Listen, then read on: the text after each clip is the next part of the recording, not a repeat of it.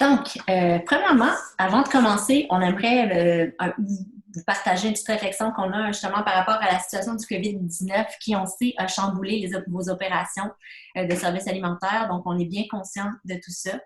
Les fiches ont été réduites avant le COVID, donc on propose toutes sortes d'actions. On sait que pour certains milieux, ça peut être un bon moment pour entamer les démarches parce que, bon, les services sont réduits puis on peut se mettre sur autre chose. Mais en contrepartie, ça peut être le contraire. Donc, justement, les effectifs sont réduits et on a peut-être moins d'énergie pour entreprendre ce genre de démarche-là. Donc, on est bien conscient de tout ça. Et on vous présente toutefois l'atelier qui va pouvoir vous servir au moment où ça sera opportun pour vous d'amorcer ces démarches. Alors, avant de commencer encore une fois, vous avez été très nombreux à participer au webinaire précédent là, qui ont été présentés par secteur et qui présentaient les 6 milieux spécifiques qu'on vise par notre outil la recette clé pour un approvisionnement alimentaire local et éco-responsable dans les institutions du Québec. Donc, de la petite enfance, scolaire, milieu collégial, universitaire, milieu de travail et milieu de la santé. Donc, aujourd'hui, dans ce webinaire de conclusion, ça vise plutôt une étape qui est au cœur de chacune des fiches, qui est l'étape d'analyser son menu et ses processus d'achat pour cibler les actions à entreprendre. Donc, on va vraiment plonger au cœur de cette étape-là et y aller plus pratico-pratique avec Mathilde de La Roche-Bougie, qui est coordonnatrice du programme Aliments du Québec au menu. Donc, je vais vous faire le tour. On a prévu 2 heures au webinaire d'aujourd'hui, mais on prendra le temps là, pour les questions. Après, on verra quel temps ça prend. Les objectifs du programme Aliments du Québec au menu sont les mêmes que la fiche pratique. Donc, c'est d'augmenter la part de produits québécois dans les institutions. C'est sûr que nous, on veut pouvoir vous accompagner pour le faire. Puis la mise en place pratique, c'est un peu le regroupement de beaucoup de questions qu'on a au travers l'étape d'analyse. On va aujourd'hui demander de garder pour la partie présentation caméra et micro fermés. Puis ensuite, on aura une période de questions qui pourra se faire via les questions-réponses du chat ou de la section questions-réponses. Puis après ça, il y aura aussi une possibilité là, qu'on vous ouvre les micros pour que vous puissiez nous adresser en personne les questions. On va répondre aux questions que vous posez pendant la présentation à la fin de la présentation pour que ça facilite un petit peu là, le déroulement. Après ça, suite à le webinaire d'aujourd'hui, vous allez pouvoir avoir un lien pour la rediffusion. Donc, vous pouvez le réécouter comme vous voulez. Et puis, vous pourrez aussi avoir un lien vers toutes les fiches qui sont présentement disponibles en version PDF sur les sites d'Équiterre et les sites d'Aliments du Québec au menu. Donc, c'est le programme Aliments du Québec au menu. Mais on vous parle de nos organisations. Dans le fond, si on réussit à faire tout ça, c'est parce qu'on est chapeauté par 2 organisations. De mon côté, c'est avec Aliments du Québec. Aliments du Québec, la mission, c'est la promotion de l'industrie agroalimentaire à travers ses marques, les logos que vous voyez circuler sur les produits un peu partout. Et aussi avec le programme Aliments du Québec au menu. On existe depuis 1996. On a été créé par la filière agroalimentaire. On a à peu près presque plus de 1350 entreprises adhérentes aux marques de certification, puis plus de 22 000 produits aussi vérifiés par notre organisation. Donc, on est vraiment là à même les produits et les entrepreneurs d'ici. Pour ma part, je suis coordonnatrice au programme Aliments du Québec au menu. J'ai une formation en diététique, en travail social, qui fait que je suis toujours partagée entre un amour des chiffres et un amour des mots. Donc, j'essaye aujourd'hui de vous communiquer le tout là, pour vous donner accès à l'alimentation au niveau institutionnel et pour l'alimentation locale saine et éco-responsable. J'ai laissé Dominique présenter son organisation. Merci Mathilde. Alors, Équiterre, on est une organisation qui propose des solutions concrètes, autant au niveau... pourrais-tu mettre la diapo, s'il te plaît, Mathilde? Oui, pardon. Oui, juste un instant. Oui. Voilà. Donc, oui, on propose des solutions concrètes pour accélérer la transition écologique pour les citoyens, les organisations, les gouvernements. Donc, les encourager à faire des choix écologiques qui sont également sains et équitables.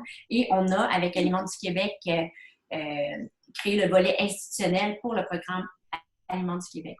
Donc, on a collaboré sur cette initiative qui est aussi la source là, de l'inspiration pour les fiches pratiques et d'autres événements comme les journées des institutions mange locales, par exemple. C'est ça. Puis le webinaire d'aujourd'hui, c'est sûr que je le fais avec ma lunette Programme Aliments du Québec au menu. Mais le but, c'est de vous outiller pour l'analyse de votre menu ou vos processus d'achat, que vous soyez reconnu ou non au programme. C'est sûr que je vous encourage à y adhérer, mais ce n'est vraiment pas le but du webinaire d'aujourd'hui. Puis, peu importe, ça va vous permettre quand même, là, avec ce qu'on va vous présenter aujourd'hui, de cibler les actions à entreprendre. Puis peut-être que vous allez décider que l'action à entreprendre sera d'être adhérent au programme Aliments du Québec au menu. Le programme, c'est vraiment là, est là pour faire le choix du local à l'épicerie avec les logos, mais on voulait aller ailleurs pour les restaurants, cafétérias, hôpital, école, université, peu importe tous les milieux que vous couvrez. En 2014, le programme est arrivé au volet institutionnel avec la collaboration de l'Association Restauration Québec, l'ARQ. Puis en 2016, comme Dominique en a brièvement parlé, avec l'approche d'Équiterre, on a créé le volet du programme pour les institutions. Le milieu HRI, c'est vraiment un gros milieu très diversifié. C'est un peu comme une grosse bébite. Puis, on est là aussi un peu pour apprivoiser tout ça, puis accompagner les consommateurs, mais aussi vous, dans tout ce processus d'achat local-là au sein des institutions. Le programme en soi c'est un programme de reconnaissance. Donc, nous, c'est vraiment d'établir le taux ou les recettes qui sont constituants de votre menu. Puis de connaître à peu près la part de celui-là. Le volet restaurateur fonctionne différemment. Donc, aujourd'hui, je le mets de côté, même si les informations que je vous donne aujourd'hui peuvent aussi vous être utiles pour le volet restaurateur, mais aussi en tant que consommateur. Puis, mais vous ne vous gênez pas pour communiquer avec moi pour des informations au niveau restauration. Comment ça fonctionne? Je fais un rappel bref parce que c'est un peu comme ça que je décline pour moi la quantification et comment je peux expliquer qu'est-ce qu'on a besoin de chercher. Vous aurez peut-être des critères supplémentaires à ça selon ce que vous désirez analyser au sein de votre menu. Nous, on fonctionne avec deux façons de reconnaissance, soit en option plat, c'est-à-dire par recette, ou soit en approvisionnement annuel en argent. 25 de nos établissements reconnus sont en approvisionnement annuel, mais les deux options sont disponibles. Souvent, les entreprises liées à un gestionnaire de services alimentaires vont être plus en option plat, qui est une option un petit peu plus facile à gérer si on est dans plusieurs établissements. Pour la reconnaissance par plat, on fait vraiment l'évaluation de la recette. On veut qu'elle ait 50 d'ingrédients en poids. C'est écrit en poids, mais ça peut être en ml, en autant que ça soit tout sur la même mesure au niveau de la recette. Puis, pour l'approvisionnement annuel en argent, on va vouloir le total d'argent dépensé en produits alimentaires, puis on va vouloir le pourcentage, en fait, de produits québécois. Le choix de l'outil de travail, c'est souvent une question qu'on a. On a des grilles, nous, avec le programme. Il y a un petit peu plein de choses partout. L'outil parfait, il est adapté à votre réalité. Ça veut dire qu'il est adapté à votre organisation ou à votre milieu. Les besoins d'un CPE ne sont pas les mêmes que les besoins d'une université. Ils sont adaptés à vos compétences informatiques et à celles de votre équipe. On n'a pas tous les mêmes. La personne qui est à la cuisine n'est pas nécessairement la personne qui va s'occuper de l'approvisionnement ou de faire les achats ou même de la comptabilité. Donc, il faut qu'on ait un outil qui soit quand même facile à utiliser. Il faut qu'il demande peu de temps, il faut qu'il demande peu de ressources humaines. Il faut qu'il soit relié à une base de données, une ou des bases de données. Question d'avoir les informations les plus à jour possibles et en temps réel. Puis, idéalement aussi, il est en mesure d'analyser, en plus de faire des analyses quantitatives, dans le fond, il est capable d'analyser qualitativement les données. Est-ce que le produit est santé? Est-ce que... c'est ça. Et il y a besoin aussi d'être modulable et permettre d'ajouter ou retirer des critères. Ça va un peu avec s'adapter à votre réalité. Votre réalité n'est pas la même qu'une autre institution. Vous êtes capable, avec l'outil, de moduler. Il est capable de faire des suivis des achats. Il est capable aussi de voir les changements qui sont effectués. Donc, il serait évolutif, transférable. Un outil de travail parfait, il est aussi simple, accessible et gratuit. Et il n'existe pas. Donc, j'aurais vraiment aimé ça vous dire qu'un outil aussi parfait existe, mais ce n'est pas le cas. Mais je ne veux pas vous décourager. Il y a plein d'outils qui existent. Puis, j'ai fait juste ici un petit résumé. C'est vraiment là, un petit résumé maison, donc soyez indulgents avec moi. On remarque 3 types d'outils. On a les outils de l'organisation. Moi, je les appelle les outils maison, les outils internes. On a les outils spécifiques à un milieu, comme disons les portraits ou les grilles que vous allez avoir avec l'Association québécoise des CPE ou autre organisation comme ça, ou un programme, comme ce que nous, on va vous offrir comme outil à l'intérieur du programme Aliments du Québec au menu. Il y a aussi, ça s'en vient, c'est pas tout à fait encore là, mais il y a des outils un petit peu plus standardisés qui s'adressent à tous les milieux. Chacun a leur plus, leur moins.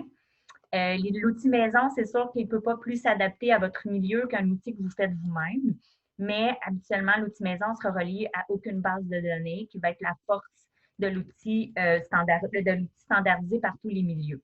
Donc, je voulais juste comme vous montrer que même à travers, il n'y a pas d'outils parfaits, puis à travers tous les outils qu'on a actuellement, il va toujours avoir des forces, des faiblesses chez certains outils.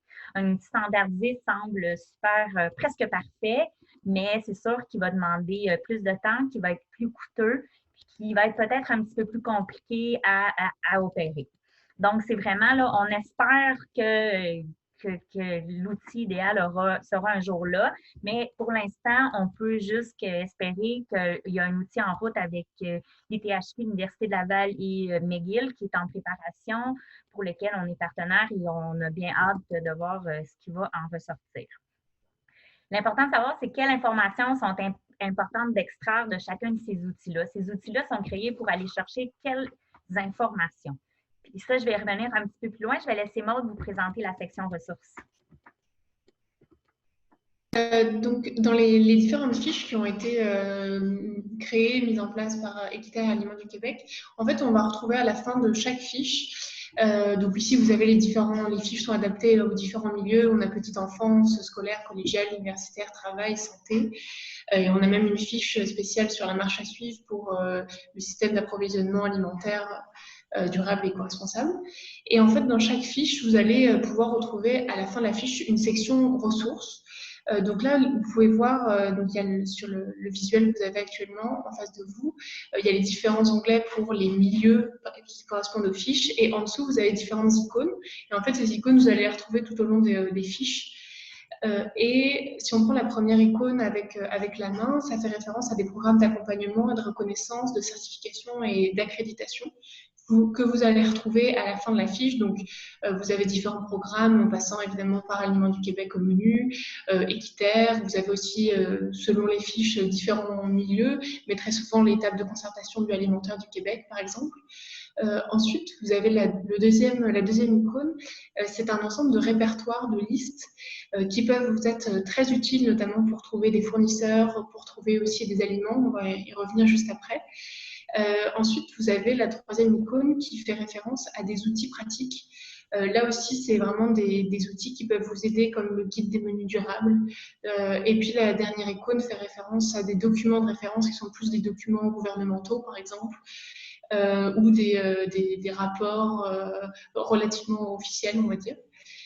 Donc, cette section ressources, elle est vraiment très pertinente pour aller chercher de l'information et pour vous guider dans votre démarche. Vous n'êtes pas tout seul, vous êtes vraiment aidé par cette section-là.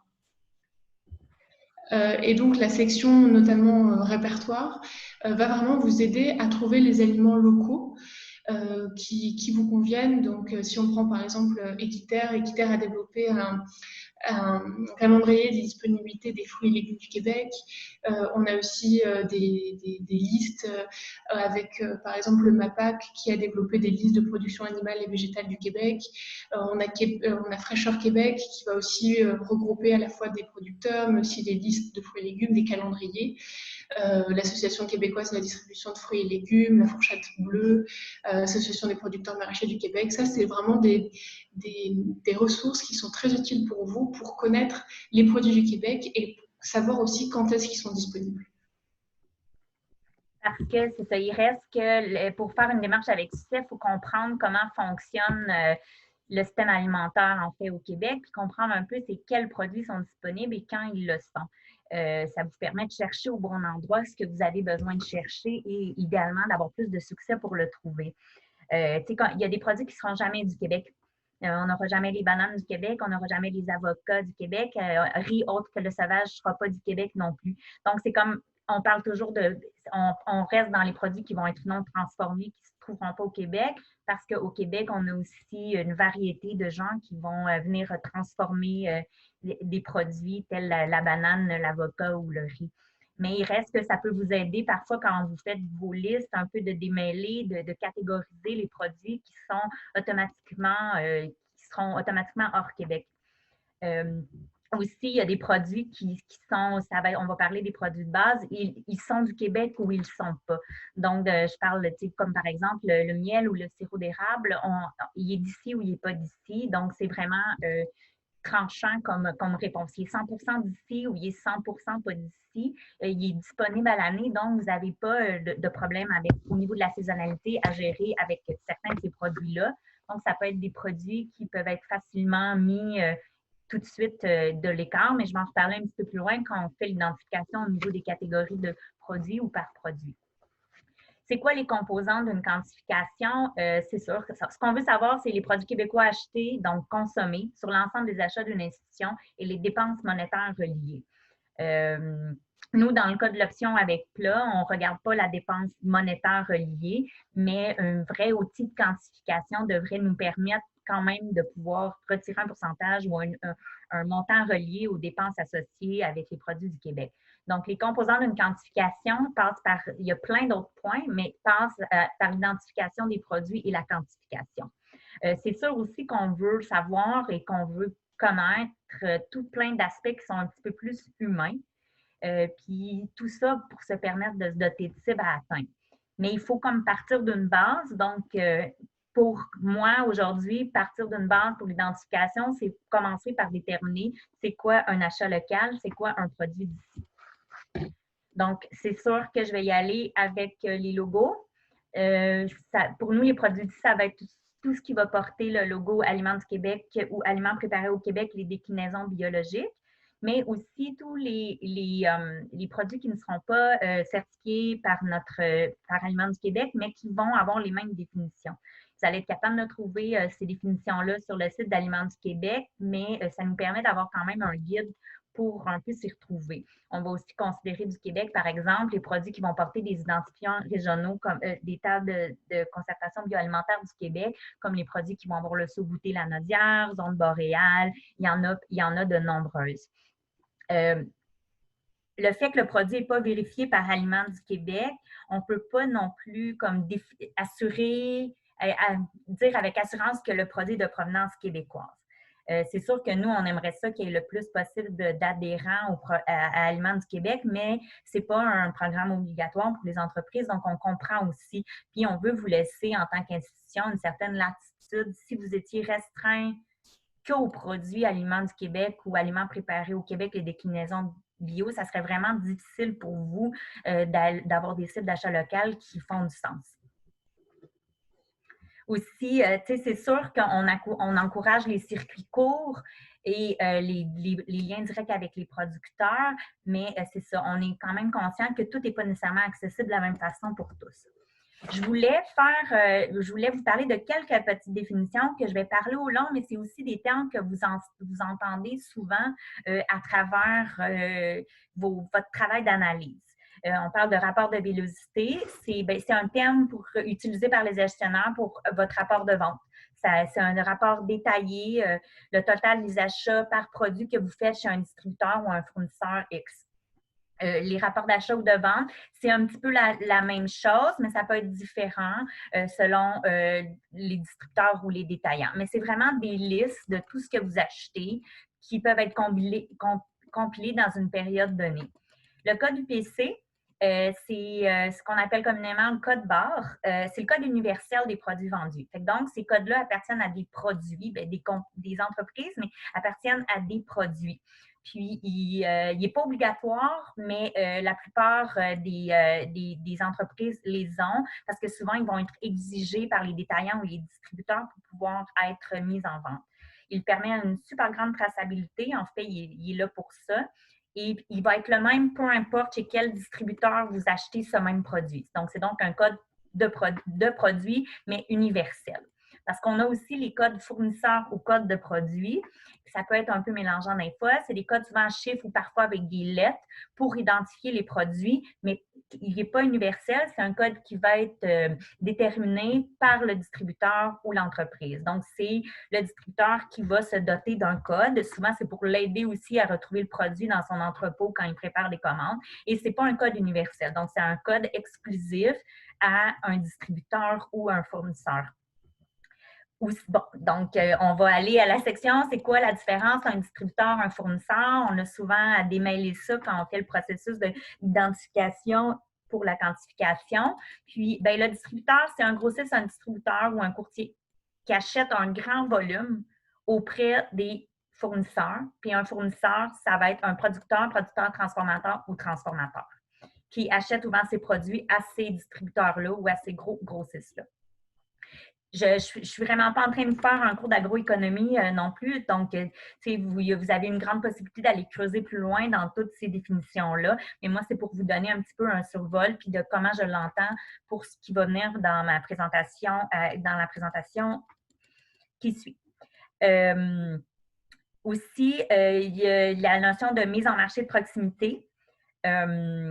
Circuit court ou circuit court, c'est vraiment habituellement une entreprise qui va faire directement la vente à un client. Donc, ça va être plus vite. Souvent, ça va réduire les intermédiaires. Donc, c'est ça qu'on va appeler un circuit court. Il y en a qui sont spécialisés dans le circuit court, qui seront ni un distributeur ni un fournisseur, comme par exemple Arrivage, qui va centraliser un peu les fournisseurs, les producteurs, transformateurs et producteurs transformateurs à mettre leurs produits là pour que ça soit plus facile de rejoindre la clientèle. Il y a aussi le terme achérie, format achérie. Bon, le terme achérie, c'est pour vous. Au hébergement, restaurant, institution ou hôtel, restaurant, institution, c'est un peu tout mélangé, les trois, achérie. Et les formats achérie, c'est des formats vraiment différents de ceux de la vente au détail, souvent au niveau de la quantité, souvent aussi au niveau du portionnement, mais également aussi au niveau du marketing. Souvent, l'emballage va être beaucoup plus sobre et les étiquettes simplement là à titre d'indicatif. Il n'y aura pas de couleurs, de photos. Et on n'est pas en train d'essayer de séduire le consommateur souvent avec les formats achéris. Il y a aussi le terme marque privée ou marque maison. Ça peut être un peu mélangeant. C'est des marques qui sont destinées à un produit dont l'entreprise ou le groupe d'entreprises, souvent le distributeur, assure la vente. Les produits de marque de distributeur sont rarement des produits qui vont avoir été transformés par le distributeur parce que lui, il ne fait qu'acheter ailleurs.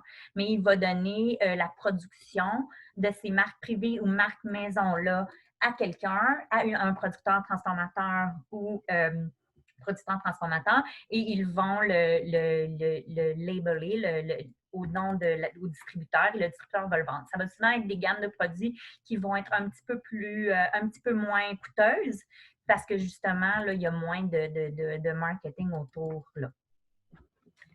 Mais c'est ça. J'aurais pu vous parler de définition pendant hyper longtemps, mais c'est ça. Je me permets aussi de vous faire un petit portrait global de la distribution alimentaire. On a les fameux producteurs, transformateurs. Quand je dis producteur, transformateur, ça va être quelqu'un qui fait des légumes et qui fait pousser des légumes et qui les met en conserve aussi. Donc, il y a comme les deux volets. Le producteur transformateur, ils ont l'option de vendre au niveau des marchés de proximité ou des grossistes distributeurs, comme je viens de les présenter précédemment. Ensuite, la ligne d'après, c'est les commerces de détail et le réseau achéri. Le réseau achéri, c'est vous. Donc, les réseaux achéris et les commerces de détail vont aller puiser chez les grossistes, des distributeurs et des marchés de proximité. On s'entend qu'on travaille surtout avec des grossistes distributeurs, mais de plus en plus, on essaie justement de travailler avec les marchés de proximité. Les commerces de détail, on parle de grandes chaînes, supermarchés, petits détaillants, dépanneurs. Je sais qu'il y en a certains d'entre vous qui peuvent parfois s'approvisionner au niveau des grandes chaînes des supermarchés. Ça dépend vraiment là, de votre organisation. Ensuite, pour le réseau achéri, c'est hébergement, institution et les restaurants. Donc, vous êtes dans la section institution. La best practice des acteurs du secteur, c'est vraiment là, au niveau des distributeurs. Moi, c'est sûr que je vous parle, je connais beaucoup plus la région de Montréal ou de la capitale nationale, mais c'est important pour moi là, de vraiment vous parler. C'est un gros secteur, c'est un secteur d'info qui est un petit peu mélangeant parce qu'on a la plupart les fournisseurs vendent par catégorie. On va avoir des distributeurs que de fruits et légumes, mais en même temps, souvent, les distributeurs de fruits et légumes distribuent aussi des sauces, des produits congelés, parfois du pain, parfois des œufs. Donc, chaque distributeur peut avoir un super grand éventail de produits. Puis, un distributeur, disons, de produits secs peut peut-être travailler avec un autre distributeur de fruits et légumes, et là, ces deux-là s'associent. C'est vraiment un gros monde, tout le monde se connaît, tout le monde se parle. Je vous dirais qu'ils sont assez comparables. Ils tentent tranquillement à essayer de se différencier. La plupart d'entre eux vont aller avec le prix, avec des ententes d'achat annuelles, soit ici au Québec ou à l'étranger. Ils ont presque toute une offre de fruits surgelés et de congelés. C'est très vague. C'est vraiment un gros monde. On va aussi aller là, plus dans les marchés de proximité. On va avoir les réseaux de fermiers de famille. C'est de famille, mais maintenant, les fermiers de famille deviennent des fermiers d'institutions, des fermiers de restaurants. On a aussi tout ce qui peut être produit en serre. On a les fermes directement à la ferme, les maraîchers. Puis, on a plein de... C'est ça. Il y en a, je ne vous nommerai pas parce que justement, comme je vous dis, c'est vraiment... Moi, c'est plus concentré à Montréal que dans la capitale nationale. Donc, je sais que peu importe la région, dans la région où vous vous trouvez, vous allez avoir là, votre distributeur qui travaille plus fort ou plus loin. Les sites web et catalogues des distributeurs peuvent quand même vraiment vous aider beaucoup pour l'identification, la quantification. Souvent, en tant que client, vous y avez accès. C'est vraiment pas à négliger. Maintenant, si on passe, qu'on a mis la table avec plein de sujets, peut-être que je vous ai déjà perdu, j'espère que non. On va passer à l'identification proprement dit. L'identification, vous pouvez la faire par produit, par catégorie de produits ou par fournisseur. L'important, c'est comme de vous faire un plan de travail. Et l'important de savoir, c'est qu'est-ce qu'on veut savoir. On veut identifier c'est qui le distributeur. Dans le cas échéant, si vous n'êtes pas passé directement par le fournisseur ou par un marché de proximité. On veut connaître l'entreprise, donc le fournisseur. Ici, on va parler du producteur transformateur ou transformateur. On veut connaître la marque, si tel est le cas. Il y a beaucoup d'entreprises qui ont plusieurs marques. On veut connaître le code UPC pour ceux qui en ont. Ça peut être vraiment pratique. On veut le nom du produit complet. Et on veut connaître le format aussi. Le format nous permet souvent d'identifier si ça va être un format de vente au détail ou un format de vente à chérie, puis ça va nous aider après à retracer le produit. J'ai pris un exemple de produit. J'ai pris la chapelure. J'ai pris du Béloisel parce que son site est très accessible, mais j'ai aucune préférence chez les distributeurs alimentaires.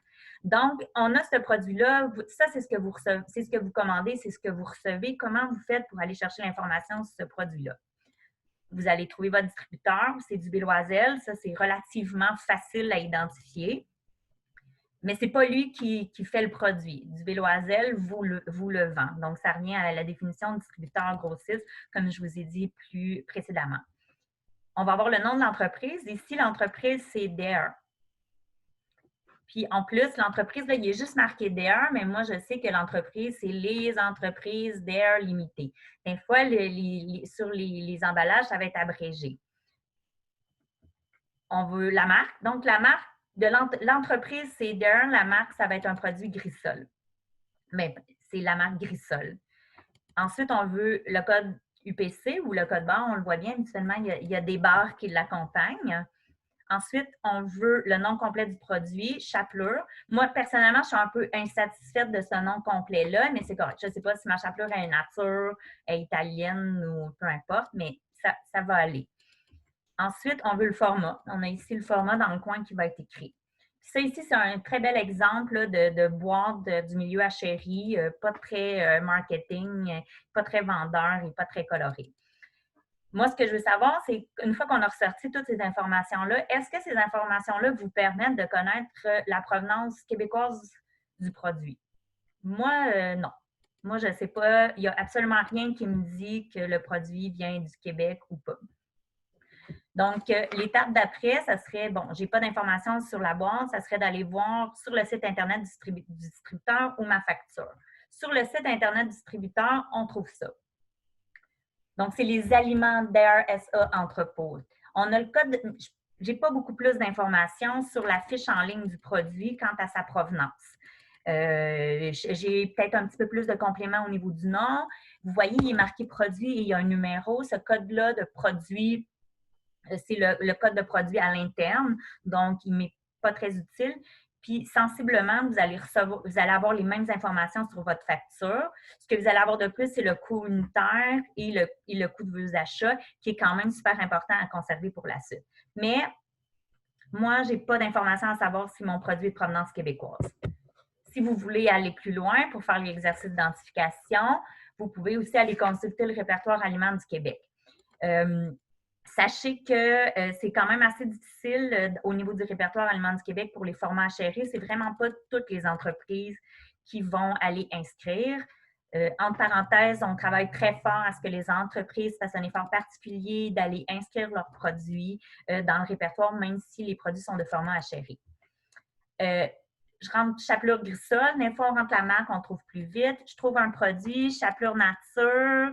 Tout est presque pareil, sauf le format. Le format, ça va être, là, vous voyez ici, on a un beau paquet marketing et voilà, ça, c'est pour le consommateur.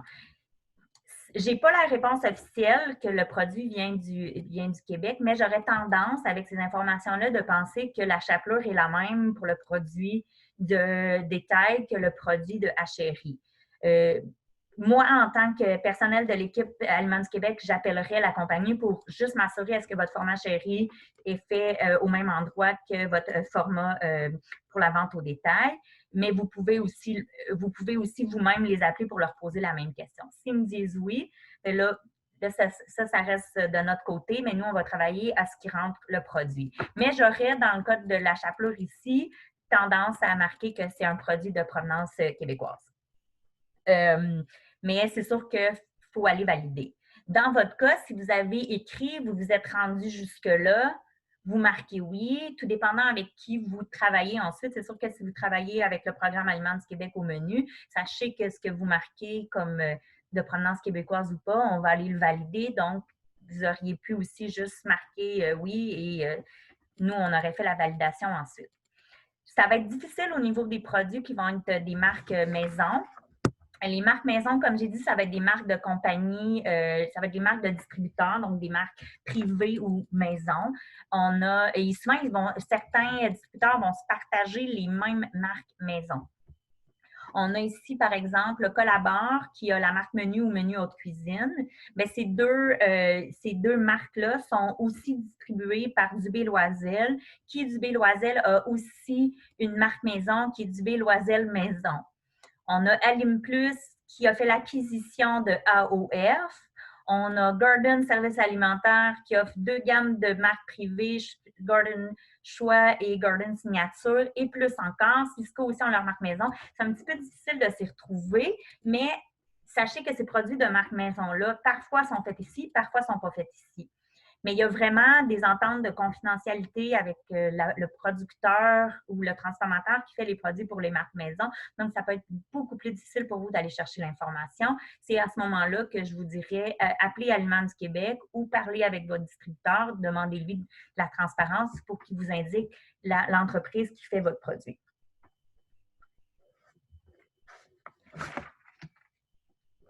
Oui, mais je fais ma chapelure maison. Parfait, super, c'est vraiment magnifique. Donc, ça veut dire que vous refaites le même exercice que vous venez de faire avec la chapelure, mais cette fois-ci, vous le faites avec votre pain. Avec votre produit boulangerie, vous allez identifier le code, le distributeur, l'entreprise qui le fait. Vous l'achetez directement chez le boulanger. Qu'est-ce qu'on fait à ce moment-là? Vous n'aurez sûrement pas de code, pas de marque. Ça va être Monsieur le boulanger. Et là, à ce moment-là, vous allez pouvoir aller avec l'identification par fournisseur ou par catégorie de produits, selon ce que vous achetez aussi d'autres chez, disons, ce même boulanger. Ce que je veux dire par produit, c'est que c'est ça. On va vraiment y aller avec la liste d'épicerie, la liste de tous vos produits. Vous allez identifier tout ce que vous pouvez comme information, code UPC, entreprise. C'est super important de bien écrire tous les produits, pas juste ceux que vous croyez qui sont du Québec, mais vraiment tous les produits. C'est ce qui nous permet d'avoir une quantification hyper juste après, puis aussi de pouvoir faire un diagnostic et des recommandations reliées à vraiment la réalité de ce que vous achetez. Par catégorie de produits, ça, c'est vraiment, c'est vraiment selon ce que vous achetez. Je dirais, disons, comme dans la catégorie fruits et, pas fruits et légumes, pardon, produits laitiers issus de tissus. Produits laitiers, on pourrait prendre, par exemple, tous mes achats que je fais chez AgroPur et relier tous mes achats de produits laitiers chez AgroPur. Je pense qu'AgroPur vend aussi des œufs, donc vous pouvez vous pouvez travailler par catégorie de produits, par fournisseur.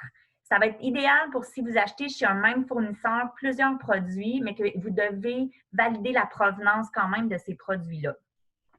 On a des catégories aussi que vous pouvez prendre aussi, mais moi, je vais faire la catégorie non périssable, je vais faire la catégorie périssable. Vous pouvez resectionner comment vous êtes confortable à travailler avec quand vous allez pour l'identification, un peu comment vous fonctionnez aussi à l'interne. Je vous conseille fortement de prendre toujours la catégorie fruits et légumes à part. C'est une catégorie particulière. Je parle de fruits et légumes frais, bien sûr. C'est une catégorie extrêmement particulière qui est plus difficile à identifier à cause de toute la saisonnalité, puis plus difficile aussi au niveau de la traçabilité de connaître vraiment quel produit vient en temps. De notre côté, pour Aliments du Québec au menu, quand on passe à la reconnaissance de la section fruits et légumes, on se fie énormément au tableau de disponibilité que Maude vous a présenté tout à l'heure, a nommé tout à l'heure. Ce tableau de disponibilité-là est quand même le reflet de ce qui va se retrouver chez un distributeur de fruits et légumes.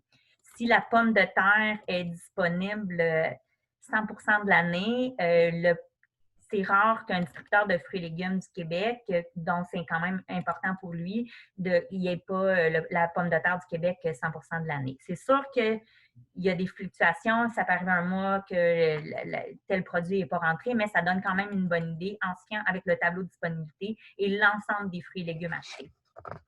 Vous pouvez aussi y aller par fournisseur.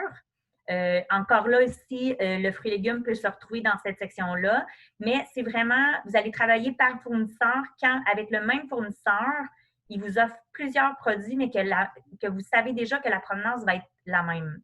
La photo, c'est un exemple parfait de ce que je veux dire par identifié par fournisseur. On parle ici d'un fermier de famille, les Jardins Caria, qui vend ses légumes à un CPE, le CPE, le Jardin des Frimousses. Bien, il vend des carottes, il vend une grande variété de produits, mais ces produits sont tous de provenance québécoise et il les fait pousser lui-même. Donc, vous n'allez pas venir détailler chacun des produits que vous achetez de la ferme Caria. Vous allez être capable de dire, bien, moi, j'achète tel montant de ferme Caria par année pour mes fruits et légumes. Donc, on va pouvoir isoler ce montant-là comme étant un montant d'approvisionnement local qu'on va venir faire une belle règle de 3 avec l'approvisionnement total de vos autres fruits et légumes sur l'année. Donc, c'est pour vraiment vous aider. Vous pouvez faire cet exercice-là avec les producteurs maraîchers, ça va très bien par fournisseur, les apiculteurs, les acériculteurs, certains viandes ou volailles, que ça peut fonctionner aussi. Ici, on retrouverait la boulangerie de tout à l'heure où vous achetez votre pain, mais vous pouvez y aller. Tout le pain que j'achète à cette boulangerie-là, il est fait maison, j'en achète tant par année. Vous le mettez dans la catégorie pain de ce fournisseur-là. Il faut vraiment vous assurer que vous êtes capable, par fournisseur, de dire qu'il est en approvisionnement Québec, que c'est un achat local à 100%. Par recette, je le mets là parce que, comme je vous disais, il y en a qui fonctionnent par recette, donc ça vous permet aussi d'identifier à travers une recette les produits qui sont en achat local. C'est un petit peu plus difficile pour vraiment avoir une vision globale parce qu'on n'a pas habituellement par recette toujours le montant associé. On n'a pas toujours non plus la quantité qui est faite par année et combien qu'on en a servi.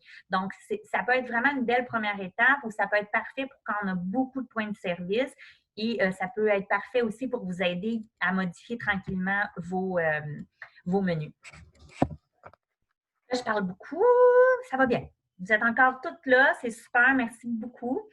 Puis là, la prochaine étape, c'est comment on fait de passer de l'identification que je viens de vous présenter à la quantification. En fait, ça se fait en même temps. Quand vous êtes dans votre analyse, l'identification, c'est le moment de marquer les montants. C'est vraiment ça qu'on a besoin. On a besoin d'ajouter une valeur monétaire et la quantité que vous achetez. Des fois, ça peut être compliqué. Certains d'entre vous ont déjà là, des grilles avec les montants qui sortent, qui rentrent leur inventaire. Donc, ça peut être plus facile pour vous d'aller mettre des montants à des catégories ou à mais il faut le décortiquer aussi en fonction de l'identification qu'on a faite au préalable. Il y en a pour qui, des fois, ça peut être plus difficile. Ils n'ont pas nécessairement toutes leurs factures. Fait que ça serait à ce moment-là de déterminer le prix unitaire d'un produit et combien de fois on l'achète par année. La première année, ça sera ça. Puis après ça, vous serez plus bon élève. Vous garderez peut-être vos factures. Il faut comme commencer de quelque part. De la même position que j'ai dit tantôt, c'est super important de tout identifier et de tout quantifier les produits, qu'ils soient de provenance québécoise ou pas. C'est comme ça qu'on est capable d'arriver à un pourcentage dans l'ensemble total de ce que vous achetez. C'est aussi comme ça que je suis capable, et les gens qui peuvent vous accompagner et les ressources qui vous entourent peuvent vous aider à vous doter de cibles, puis peuvent vous aider aussi avec des recommandations pour faire de la substitution ou changer des produits, soit selon la saison ou soit selon les entreprises. Justement, pour changer, c'est sûr que c'est vraiment difficile, changer les habitudes d'achat puis d'avoir ces relations avec les distributeurs, des fournisseurs. On a eu beaucoup dans les fiches pratiques, beaucoup de témoignages, beaucoup d'études de cas puis qui est venu de l'avant. On a beaucoup d'histoires de succès, mais on a aussi derrière toutes les histoires de succès, beaucoup de travail et beaucoup des fois de petits défis qui sont apparus. Moi, je vous dirais que pour pouvoir changer les habitudes d'achat, c'est sûr qu'il faut que vous ayez les valeurs de votre organisation bien en place. Et une fois que vous avez ces valeurs-là, il faut que vous les partagiez aux distributeurs ou aux fournisseurs. Il faut que vous le disiez que c'est important pour vous si vous participez à un programme, mais aussi simplement, vous pouvez vous appuyer sur une politique alimentaire si c'est ce que vous avez dans votre institution. C'est important que le distributeur aussi se positionne et adhère à vos valeurs en vous vendant les produits que vous avez besoin. Comme ça c'est plus fun pour tout le monde et même lui peut devenir une source de recommandation pour que vous puissiez aller vers des produits plus sains, locaux ou éco-responsables. C'est vraiment un travail de longue haleine. Je pourrais parler de cette relation-là entre distributeurs et fournisseurs pendant extrêmement longtemps, mais au pire, vous aurez la possibilité de me poser des questions à ce sujet-là et je pourrai vous répondre au mieux de mes connaissances. L'analyse, c'est là que des fois, ça peut être un petit peu plus difficile si vous n'êtes pas associé ou accompagné avec un programme, parce qu'une fois que vous avez fait toute l'identification, toute la quantification, bien, vous avez ça entre les mains, puis qu'est-ce que je fais? C'est là que ça va être important de voir qu'est-ce qu'on a mis comme produit qui est du Québec, qu'est-ce qu'on a mis comme produit qui n'était pas du Québec, d'aller valider, d'aller vérifier, et puis d'utiliser les ressources qui vous entourent. C'est sûr que je vais prêcher pour ma paroisse et je vais dire que appelez Aliments du Québec qui peut vous aider justement. Le processus de reconnaissance vous permet donc de valider aussi tout ça. C'est sûr que l'étendue du travail pour une analyse d'un dossier, plus il est complet, moins ça va nous prendre de temps chez Aliments du Québec à le reconnaître et à l'analyser. Mais plus aussi vous avez travaillé fort. Donc, on peut se retrouver à mi-chemin. C'est important pour vous de voir c'est ce qui se passe chez vous, prendre la loupe, puis après ça, d'aller vers l'extérieur pour poser des questions, puis accéder aux bases de données pour connaître les produits qui ont différentes certifications. Vous pouvez aussi, à partir d'une première analyse d'identification, rajouter des critères à cette analyse-là. OK, bien moi, j'ai déjà identifié tous mes produits du Québec. Bien, en même temps, j'en profite et je vais identifier mes produits biologiques. Vous avez, la partie analyse, vous appartient un peu une fois que vous avez rendu tout le travail. Nous, de notre côté, on va s'occuper de faire l'analyse de l'approvisionnement local, mais vous pouvez vous tourner vers plein d'autres. Là, vous avez en main une photo en temps réel, c'est une vidéo plus qu'une photo, mais vous avez en main votre approvisionnement, un inventaire pour une période donnée. C'est vraiment intéressant. Je reviens sur la notion de période donnée. C'est important de le faire parce que vous allez pouvoir ainsi comparer beaucoup, beaucoup, beaucoup plus facilement.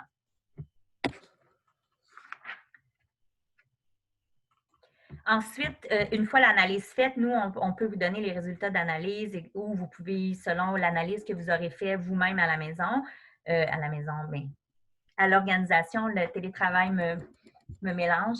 Nous, moi je dis après ça, on passe dans la phase de recommandation.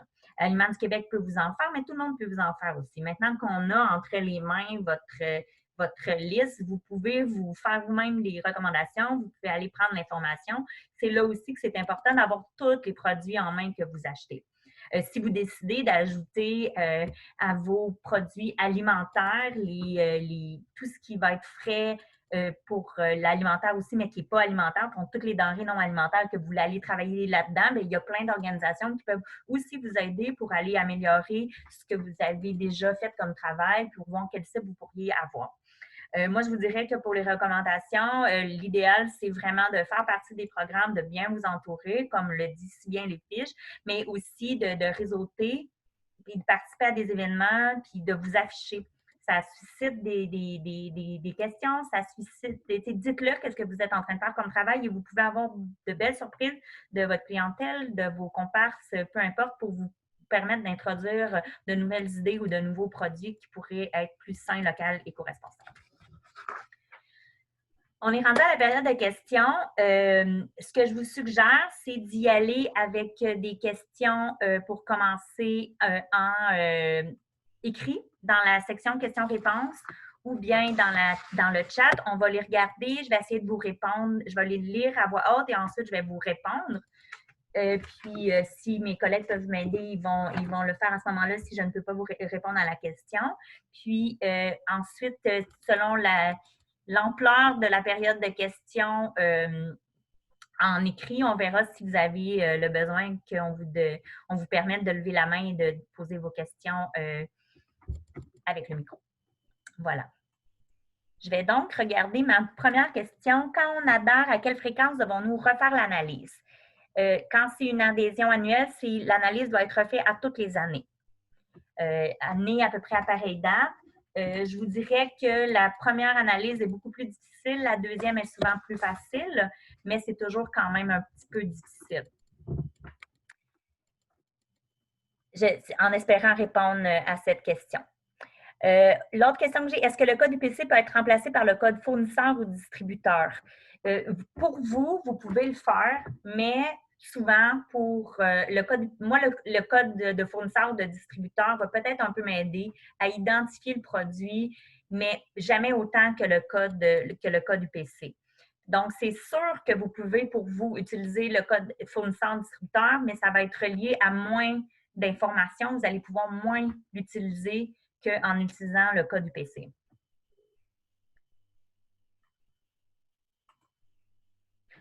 Vous me le dites si je ne réponds pas suffisamment ou pas bien à vos questions, là, gênez-vous pas. Une question aussi dans le chat. Oui. Cisco identifie les aliments de provenance Canada. Avez-vous déjà demandé l'identification au Québec? Oui, c'est un travail qu'on fait, c'est un travail de longue haleine, le travail avec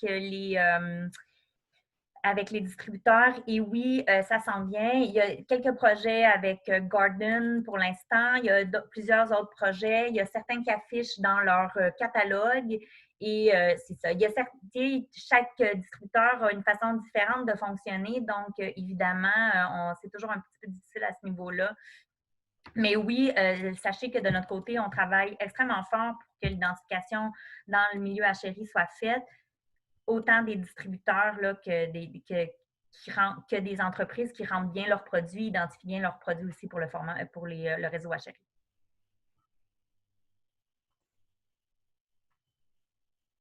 On a une autre question dans le chat. Je peux la lire. Pour la quantification, est-ce que l'on prend les achats d'une année ou d'une période financière? C'est comme vous voulez. Si c'est plus facile pour vous de le faire pour une période financière, vous prenez une période financière qui va être l'équivalent d'une année. Donc, si vous voulez faire de mars à mars, vous faites de mars à mars. On n'a aucune... L'important, c'est que ça couvre une année, que ça commence en mars pour vous et termine en mars. Pour nous, ça n'a aucune importance. Puis pourquoi une année? c'est d'autant plus important au Québec parce que on a des produits saisonniers. Vous voulez pouvoir avoir votre approvisionnement alimentaire d'une année pour pouvoir couvrir toutes les saisons et tous les produits que vous achetez. Ça vous aide vraiment là, pour avoir une analyse de meilleure qualité.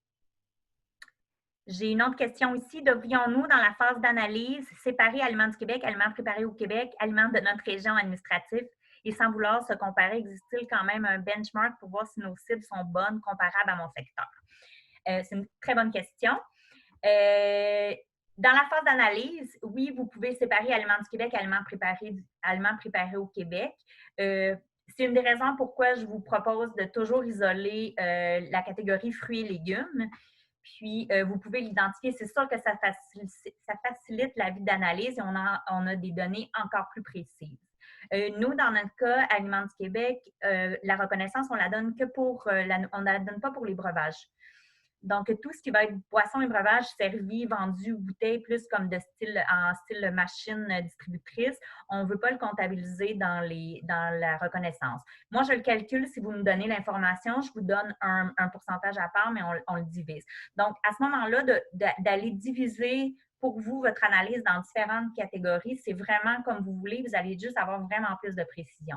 Moi, je vous dis, si vous voulez rajouter votre région, en plus que le produit, vous voulez ajouter le kilomètre parcouru de votre aliment, c'est un critère que vous pouvez ajouter.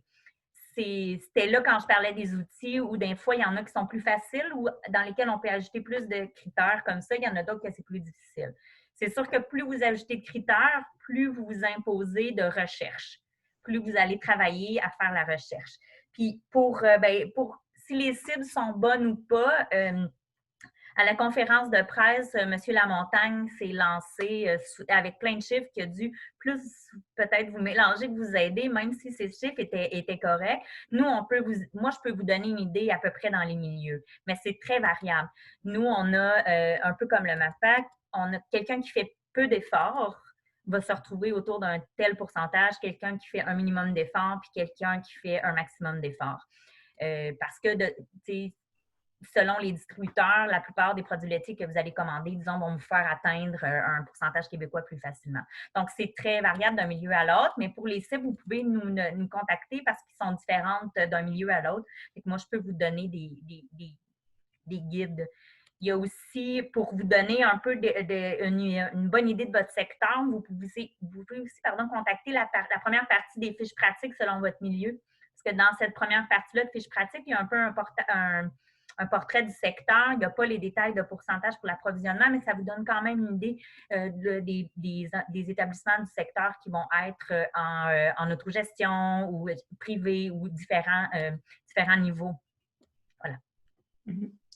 On a une autre question. Donc, si on veut identifier la distance du produit, est-ce qu'on prend l'adresse du fournisseur ou du fabricant? C'est une très bonne question. C'est ça. Il faut que vous décidiez qu'est-ce que vous mettez comme critère. Moi, je vous dirais de prendre la distance du fabricant pour que ça soit plus réel parce que ça va être vraiment cette distance-là que le produit va parcourir. Mais est-ce que vous voulez tout calculer? Est-ce que vous voulez calculer la distance du fabricant vers le fournisseur vers, vous avez vraiment différents niveaux. L'idéal, ça serait peut-être de vous faire un réseau, moins de 50 km, moins de 100 km, d'y aller avec réseau et dans ce réseau-là, d'inclure les entreprises ou par produit. Mais plus vous allez poser des questions comme ça, plus vous allez préciser vos critères, c'est comme je disais, plus vous mettez du travail de recherche qui ne sera pas désintéressant, mais qui est une tâche ajoutée, mais plus vous allez avoir vraiment des données super intéressantes après là, et un portrait parfait de votre approvisionnement. Okay. On a une autre question dans les questions-réponses, mais j'aimerais ça que tu la lises parce qu'elle est assez complexe, puis je pense que tu vas être en meilleure mesure d'y répondre si tu l'intègres. Que si je la lis, on peut la lire aussi, là. Je peux la lire, mais je te recommande de la lire. Donc, qu'est-ce qui compte? La part de la valeur des aliments du Québec sur le total dépensé annuellement ou le pourcentage des aliments du Québec? Exemple, pour la compréhension des choses, sur un budget de 1 000 $, j'achète 600 de foie gras du Québec et la balance 400 j'achète tout le reste, mais tout provient de l'extérieur du Québec. OK. La question, c'est qu'est-ce qui compte? La part de la valeur des aliments du Québec sur le total dépensé annuellement ou le pourcentage des aliments du Québec? Exemple, sur un budget annuel de 1 000 j'achète 600 de foie gras du Québec et avec la balance 400 j'achète tout le reste, mais tout provient de l'extérieur du Québec. Moi, dans ça, bien, vous avez un 60 de produits du Québec. On va y aller avec la valeur totale sur... On va y aller sur la portion dépensée au Québec sur la portion dépensée totale. Donc, pour moi, vous dépensez 60 de votre poche complète dans les produits du Québec. Je ne sais pas si ça répond à votre question.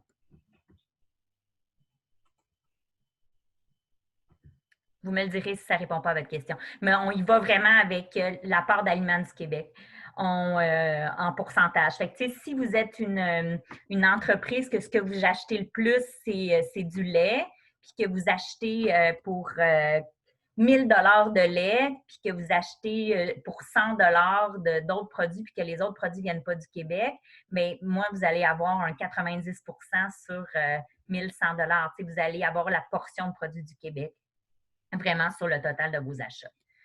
Puis, tu sais, c'est sûr qu'après, quand vous vous dotez de cibles, c'est là que vous pouvez venir nuancer les catégories ou les cibles. Vous pouvez venir, moi, je voudrais, disons, dans ma catégorie produits laitiers, j'en ai tant qui viennent du Québec, mais j'ai toujours une petite portion qui ne vient pas. Je voudrais vraiment aller travailler cette portion-là. Vous pouvez travailler pour les cibles par catégorie, faire baisser, faire monter une catégorie ou par produit. J'ai tant d'items qui sont du Québec, tant d'items qui ne sont pas du Québec. J'aimerais ça pouvoir avoir plus d'items du Québec. Donc, c'est vraiment là, vous pouvez décider ensuite avec les cibles de faire un mouvement sur l'argent dépensé, un mouvement sur le nombre de produits, la qualité des produits. C'est vraiment à vous ensuite là, d'aller vraiment creuser avec les cibles. Mais le travail que vous faites d'identification, de quantification, il va vous aider à plein d'autres étapes. C'est sûr que si vous y rajoutez des critères, comme j'ai dit tantôt, bien là, il peut vous aider encore à des étapes encore plus loin. Voilà.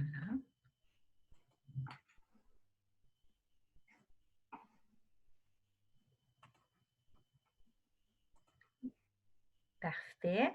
Est-ce que, je ne sais pas si, je pense qu'il y avait peut-être quelqu'un qui avait levé la main il y a de ça longtemps. Non, c'est bon.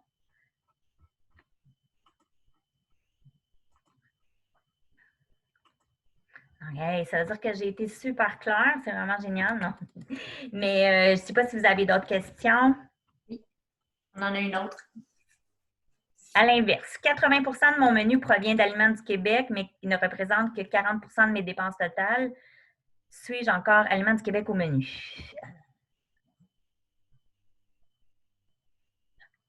Que vos dépenses totales en aliments, bien, là, il faudrait que je refasse le calcul, là. Excusez.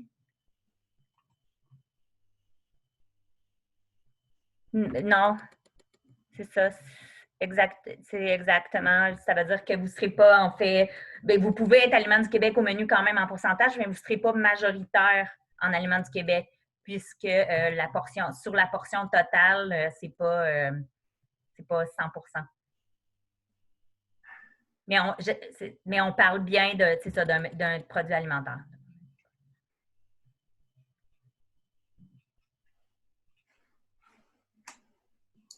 C'est ça.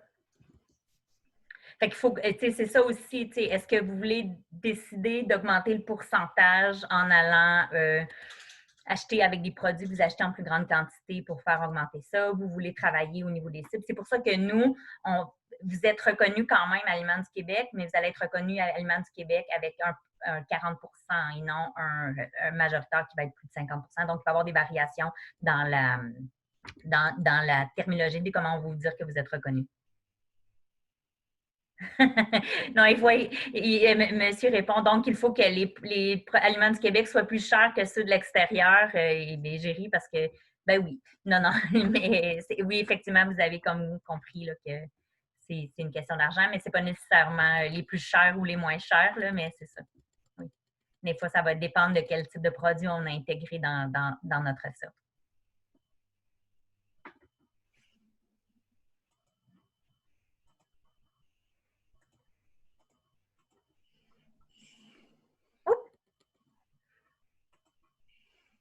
Donc, ça va bien.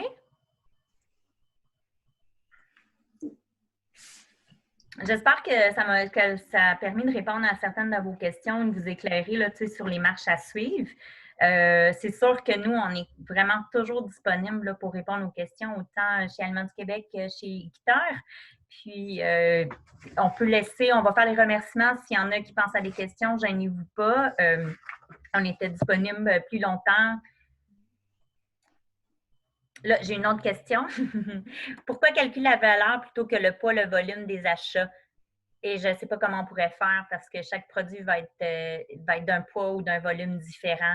Et j'imagine la complexité là, pour une entreprise de faire ça.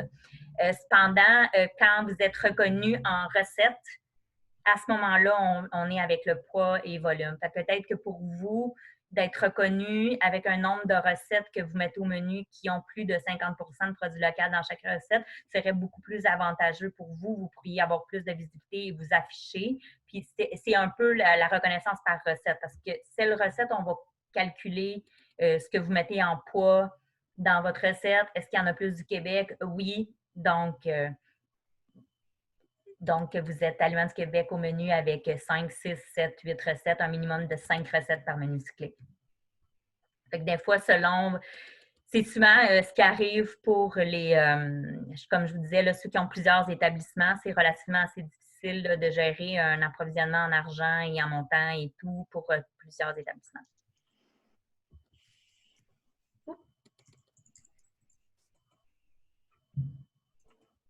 Hein? C'est ça, mais on est full disponible pour quand vous voulez. Là, aujourd'hui, on était dans le webinaire de fin de la série de webinaires qu'on a présentés. Vous avez été super nombreux, puis c'était vraiment agréable de pouvoir vous partager tout le travail de moine qui a été fait par l'équipe d'Équiterre et ses conseillers pour produire les fiches pratiques. Puis, on a toujours plein de gens à remercier, mais on s'auto-remercie toujours un petit peu. Donc, je remercie beaucoup Équiterre pour son grand travail. Une question? Pour les recettes par menu cyclique, peu importe la durée du cycle du menu, nous, on calcule qu'un menu cyclique est de 4 à 5 semaines, de 4 à 6 semaines. T'sais, on ne voudrait pas non plus là, un menu, mais je vous dirais que c'est extrêmement rare que quelqu'un a juste 5 recettes. J'ai personne qui a juste 5 recettes à son menu cyclique. Là. Habituellement, là, vous avez la capacité d'en faire reconnaître le nombre que vous voulez, puis c'est vraiment facile d'en introduire vraiment plus qu'une. Vraiment plus que 5 aussi dans un menu cyclique. Ça peut être un menu saisonnier, puis dans le menu saisonnier, vous en présentez 15. On s'adapte selon les milieux pour essayer de respecter le plus possible, qu'il y en ait le plus souvent possible. Mais c'est tout à votre avantage parce que plus souvent, il va y avoir des recettes qui vont être reconnues sur votre menu, plus vous allez être visible avec la reconnaissance Aliments du Québec au menu. J'ai une autre question. Si après analyse, on suit toutes vos recommandations, est-ce qu'on monte de niveau automatiquement ou cela sera ajusté à la prochaine analyse? Ça va être ajusté à la prochaine analyse. Si vous suivez nos recommandations, si vous faites des changements, vous allez ensuite nous fournir toutes ces nouvelles données-là. Nous, on va l'analyser, fait qu'automatiquement, vous allez voir ce beau pourcentage-là augmenter et vous allez recevoir toutes mes félicitations aussi. J'ai une autre question. Premier ministre François Legault a mentionné qu'il souhaitait que le Québec produise davantage localement et que la province soit plus autonome. Est-ce que vous êtes sollicité sur cette initiative? Nourrir les Québécois? Oui. Assurément, il y a peut-être Dominique pourrait même y répondre. Là, je pourrais dire que de notre côté, on est sollicité pour accompagner certaines institutions qui ont pris les devants suite à l'annonce du ministre et aussi au déploiement du programme de développement des marchés bioalimentaires, qui est un programme de financement qui s'adresse aux institutions, donc pour leur donner des ressources supplémentaires pour amorcer des démarches et se fixer des cibles. Donc oui, on a vu l'impact. C'est sûr qu'il y en a quelques-unes. C'est un programme qui est sorti rapidement et dont l'échéance est assez courte. La fin des dépôts de projet est le 6 novembre, mais c'est un programme qui va revenir, donc il va y avoir d'autres dépôts. Et je pense que les institutions devraient en profiter. Oui, et nous aussi, on est assurément impliqués là, au niveau d'Aliments du Québec pour les campagnes, puis pour avoir là, des moyens incitatifs pour les entreprises là, de vraiment soit produire les produits qui sont nécessaires au milieu institutionnel, mais aussi, c'est ça, essayer d'être beaucoup plus présent sur le marché pour faciliter un petit peu la tâche là, au niveau des achats institutionnels. On a une question dans le chat qui nommait que est-ce que Aliments du Québec peut nous supporter lorsqu'il s'agit d'un produit à contrat public? Par exemple, pour justifier un produit local plutôt qu'un produit à contrat, là, mettre tout ça dans le contexte de la loi. Oui, c'est ça. C'est un peu difficile. Dominique, c'est notre spécialiste avec les offres de services. C'est un peu difficile. Oui, c'est sûr qu'on peut vous aider, mais il va falloir quand même que ça réponde aux critères de votre contrat. Fait que je ne sais pas comment c'est possible. On peut peut-être vous aider à trouver quelqu'un qui serait capable de répondre à l'offre, à ce que vous demandez dans votre contrat. Ça, c'est sûr. Si on peut trouver une entreprise qui est capable de vous offrir ce service-là, bien, c'est sûr que c'est peut-être plus à ce niveau-là qu'on serait capable. Dominique, je ne sais pas si tu veux... Ce que je veux dire, c'est que cette question-là est aussi posée au ministère quand il a déployé sa stratégie parce qu'on sait que les institutions publiques sont soumises à des lois qui ne leur permettent pas de discriminer la provenance là, lorsque les achats sont contraints publics sont contraints à la loi. Mais je pense qu'il y aura j'ai l'impression qu'au niveau du centre d'acquisition gouvernementale, qui est le regroupement, il va y avoir justement des mesures, ou en tout cas de la sensibilisation pour faire en sorte que malgré toutes ces contraintes, cette réglementation-là, on ait des outils pour justement déposer des appels d'offres qui vont pouvoir favoriser toutefois des entreprises locales tout en respectant la loi. Donc, ça sent, bien, pas ça sent bien, mais je pense que ça fait partie du plan. Mais je suis consciente de la recherche et de tout ce que j'ai pu justement rapporter sur le sujet, que c'est un enjeu important pour les institutions publiques de grande taille, dont les achats sont pour la majorité au-dessus du seuil qui oblige là, à se soumettre à cette loi-là. Voilà. Oui, c'est sûr que pour cette partie-là, on aimerait ça pouvoir en faire encore plus, mais bon, déjà, on en parle le plus qu'on peut en espérant que ça s'en vienne, c'est ça, dans les plans. J'ai une autre question. Si nous produisons une petite partie de nos légumes, pousses et fines herbes dans nos jardins, comment peut-on quantifier cela? C'est une super bonne question. L'important, ça serait d'avoir peut-être, je ne sais pas si vous mesurez la quantité que vous récoltez, mais ça serait de lui donner une valeur. Merci Annie, bye bye.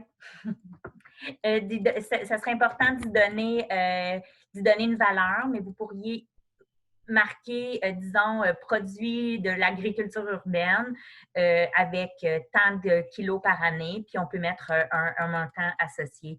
C'est assez facile d'aller trouver à peu près là, la valeur que vous économisez si jamais ce produit-là, vous l'aviez acheté, puis je pourrais mettre en valeur parce que c'est effectivement ça. Le fait que vous produisiez ces produits-là fait en sorte que vous les achetez pas. Vous pouvez mettre l'argent dans d'autres produits ou faire autre chose avec ça. J'ai une autre question dans le question-réponse. J'ai reçu ma certification cet été. Malheureusement, je risque d'ouvrir seulement à l'automne 2020. Est-ce que je dois faire mon analyse quand même? Ben non. Non.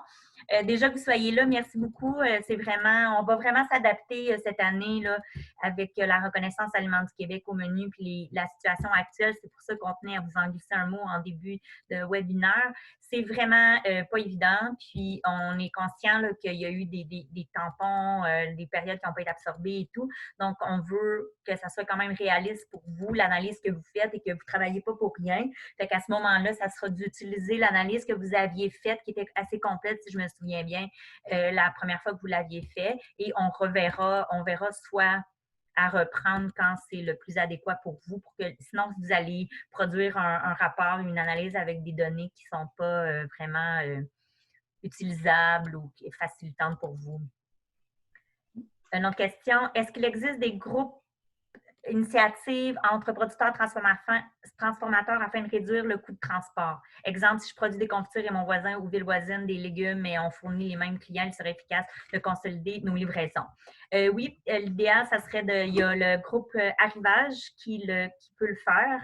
Il y a aussi tout ce qui va être avec les fermiers de famille, des fois là, que vous allez pouvoir voir. Il faut vraiment aller fouiller. Vous allez trouver un peu d'informations dans les fins de chaque fiche. Maxime, je crois que vous êtes de Sodexo, si je ne m'abuse, donc vous êtes un établissement. C'est vraiment d'aller voir aussi l'Union des producteurs agricoles qui est proche de chez vous. La table de concertation peut vraiment vous aider là, à voir ça. Il y a certains coops qui existent déjà pour certains milieux, comme par exemple la coop William, mais ils ne sont pas vraiment dans le circuit court. Donc, c'est vraiment là, d'aller voir ce qui se fait un petit peu autour de chez vous. C'est là que toute l'importance du réseautage est super de mise, là, de réseautage, participer aux événements. Puis moi, j'aimerais ajouter un petit élément de réponse à cette question-là. Donc, dans la région montréalaise, on a monté une communauté de pratique qui réfléchit aux enjeux de vivre les institutions là, au niveau de l'approvisionnement. Puis ça, c'est un enjeu justement là, de vouloir s'approvisionner de plusieurs petits producteurs puis de regrouper l'offre pour faire en sorte justement qu'il y ait moins de transport puis que ce soit un peu plus efficace. Donc, c'est un sujet sur lequel on va se poser. C'est sûr que là, on est régional, mais le but, c'est que les solutions qu'on va trouver puissent être applicables hors région aussi. C'est un financement régional qu'on est allé chercher, donc c'est une des raisons pour laquelle on travaille régionalement. Mais je pense qu'on va arriver justement Mathilde en a nommé plusieurs, mais il y aura peut-être d'autres initiatives qui vont voir le jour qui seront intéressantes là, pour faciliter cet aspect-là qui n'est pas négligeable. D'un fois, je vous dirais aussi de oser interpeller les producteurs transformateurs de votre région ou proches de votre établissement. Parfois, vous êtes sur sa ligne de livraison, il peut venir vous déposer votre chaudière de miel ou votre sirop d'érable. Il y a vraiment aussi des façons là, de travailler avec eux. Là, c'est comme je disais tantôt, là, pour les fournisseurs et les transformateurs, des fois, vous êtes des grosses bébites, le milieu institutionnel, mais une fois qu'ils vous parlent, ils se rendent compte que finalement, c'est comme plus facile, c'est plus facile qu'ils pensent.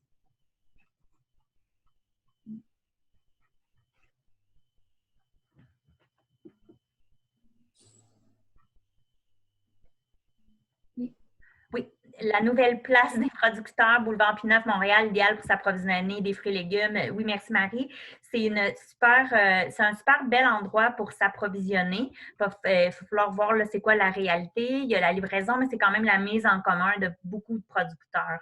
Il était dans les outils, dans les ressources de l'Association des producteurs maraîchers et l'Association des distributeurs. Fait que oui, effectivement, c'est un bon endroit pour aller regarder pour les fruits et légumes frais.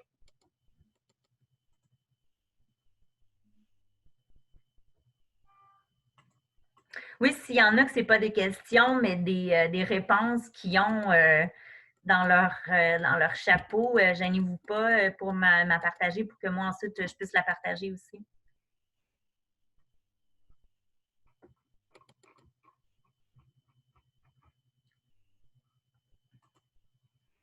Super. On s'était prévu 1 heure, fait que vous êtes tranquille.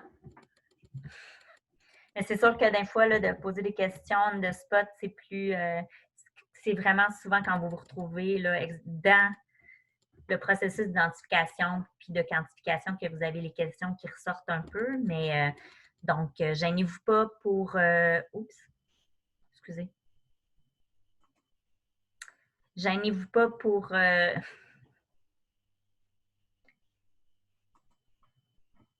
Pardon, j'ai beaucoup trop de volets d'ouverts. Je m'excuse. C'est ça, gênez-vous pas pour nous joindre là, pendant que vous avez les 2 mains dedans, de rejoindre les communautés de pratique. C'est ça, vraiment consulter les fiches là, pour vraiment rendu à l'intérieur de cette analyse-là. Puis de ne pas hésiter d'échanger avec nous là, quand vous avez des besoins de toutes sortes. Je ne sais pas si les filles, vous vouliez rajouter quelque chose pendant que je cherche mes slides. Ben, en tout cas, comme je vous dis, comme on l'a nommé, on est disponible pour la suite. Donc, que vous fassiez partie de la communauté de pratique ou que vous soyez une autre institution, ben, j'en parle parce que je sais qu'il y a certains des membres de la communauté de pratique qui assistent aujourd'hui. Donc, Aliments du Québec et Équiterre, on est disponible pour vous accompagner au-delà de ce webinaire-là, puis partager des outils s'il y a lieu. Donc, n'hésitez pas à communiquer avec nous lorsque vous serez les deux mains dedans. Puis si vous avez encore des questions pour amorcer, n'hésitez vraiment pas, on est là pour ça. Donc, je vais mettre fin, je pense, si on n'a pas d'autres questions. Puis à ce moment-là, comme j'ai dit, n'hésitez pas. À la fin du webinaire, dans les prochains jours, je vais vous faire parvenir la vidéo de rediffusion si vous voulez réécouter la présentation. Puis sinon, on peut aussi... je vais vous envoyer le tout là, d'ici quelques jours avec le lien vers les fiches pratiques aussi que vous pourrez consulter. On a une autre question. Oui. Oui. Alors que... Ah, vas-y. OK, je te la lis. Comment peut-on maximiser les retombées économiques positives de cette démarche?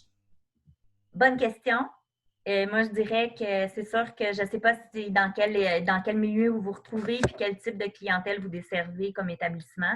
C'est sûr que c'est une démarche qui vaut la peine de s'afficher, d'être visible pour la clientèle. Le consommateur le sait, demande de plus en plus de manger local, sain, éco-responsable. Donc, c'est vraiment de vous positionner. Donc, moi, je vois les retombées économiques là. Je vois aussi une retombée économique au niveau de la motivation des équipes de travail. Il y a vraiment quelque chose de très stimulant de travailler avec les produits d'ici et de les travailler, de les aimer et de les servir. Donc, je pense qu'il y a vraiment aussi une capacité là de retombée importante, peut-être brièvement économique, mais beaucoup aussi dans la qualité de vie, là. Est-ce que Dominique, tu aurais des points à rajouter?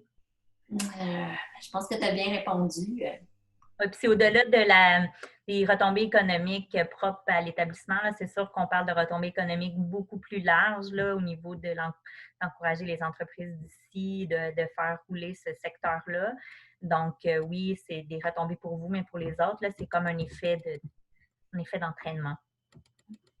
Mais c'est certain qu'en ce moment, c'est pas juste une tendance. Je pense qu'il y a une prise de conscience par rapport à ça. Puis, c'est toutefois des actions, des démarches qui amènent de l'énergie positive. Les clients en demandent.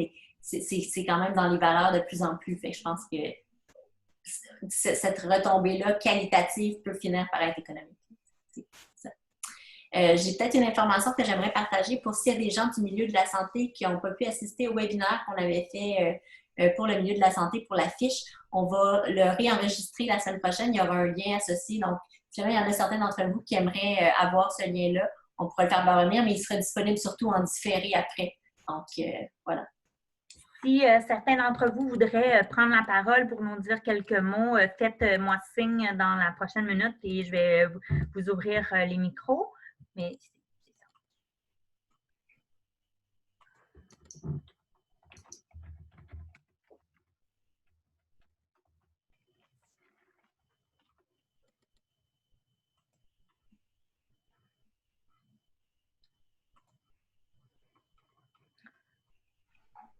donc, on a terminé notre série de webinaires et on vous remercie, surtout les participants, on vous remercie aussi d'être impliqués dans la démarche, que vous soyez des établissements ou l'état de concertation ou des gens qui travaillent avec les établissements qui mettent les produits d'ici sur leur menu.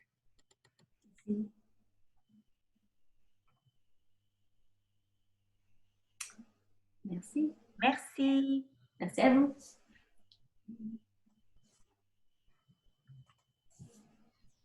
Merci beaucoup.